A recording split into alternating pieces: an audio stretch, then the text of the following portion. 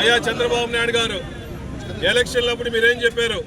Super 6 తో పాటు ఈ రాష్ట్రంలో ఎంతమంది చదువుకున్నారో నిరుద్యోగులు ఉన్నారో ఆ నిరుద్యోగులందరికీ కూడా సుమారుగా 20 లక్షల పైచిలకు మందికి మీరు ఉద్యోగాలు ఇస్తా అన్నారు. ఉద్యోగాలు ఈయన పక్షాన 3,000 రూపాయలు నెలకి ఇస్తామని చెప్పి మాటలు చెప్పిన విషయం మీరు మర్చిపోయారా చంద్రబాబు నాయుడు గారు?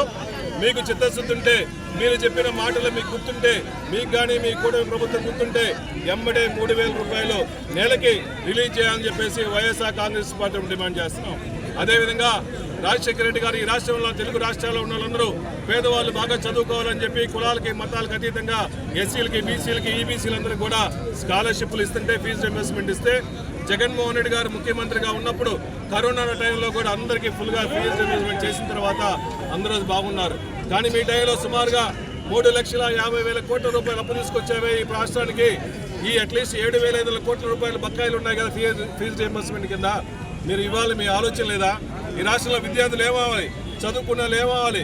ఇంతమంది ఈ రాష్ట్రాన్ని నమ్ముకొని పేదవాళ్ళందరూ కూడా చదువుకుంటున్నారు కదా.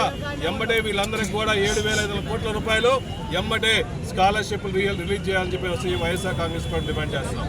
అదేవిధంగా చంద్రబాబు నాయుడు గారు వాళ్ళ కొడుకు లోకేష్ గారు మీరు విద్యాశాఖ మంత్రిగా ఉండి ఈ రాష్ట్రంలో మీ టైంలో డిఎస్సి జరిగినప్పుడు ఈ రాష్ట్రంలో ఎన్నో అవకతవకలు జరిగినాయి.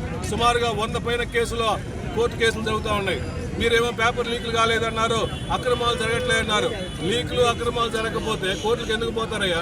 మీ విద్యా వ్యవస్థలో అవుట్ సోర్సింగ్ ఉన్న డిజిటల్ అసిస్టెంట్కి టాప్ మంచి పొజిషన్ ర్యాంక్ ఎలా వస్తుంది? పేపర్ లీక్ అయింది కాబట్టి వచ్చింది, లీక్ కాకపోతే వచ్చేది కాదు కదా. దాంతోపాటు స్పోర్ట్స్ కోటా గతంలో ఎప్పుడు లేని విధంగా 2% నుంచి 4% స్పోర్ట్స్ కోటా ఎందుకు ఇచ్చారు? సుమారుగా 300 మంది 400 మంది ఎక్స్ట్రా పెరిగితే వీళ్ళందరూ ఎలిజిబుల్ లేకపోయినా, స్పోర్ట్స్ కోటా లేకపోయినా మీరే దొంగ సర్టిఫికేట్లు సృష్టించి వీళ్ళందరికీ కూడా 15 లక్షలకి 20 లక్షల రూపాయలు మీరు అమ్ముకున్నారు కదా. దీని మీద నిజంగా మీ గవర్నమెంట్కి చిత్తశుద్ధి ఉంటే, మీరు పారదర్శకంగా డిఎస్సి ఎగ్జామ్ చేస్తున్నారు అనుకుంటే మీ సిబిఐ ఎంక్వైరీ ఎందుకు వేయరు? సిబిఐ ఎంక్వైరీ చేయండి. మీకు నిజాయితీ ఉందన్నారు కదా, రోజు గల్పా చేస్తున్నారు కదా మీడియాల ద్వారా. ఎమ్మడే సిబిఐ విచారణ జరగాలి.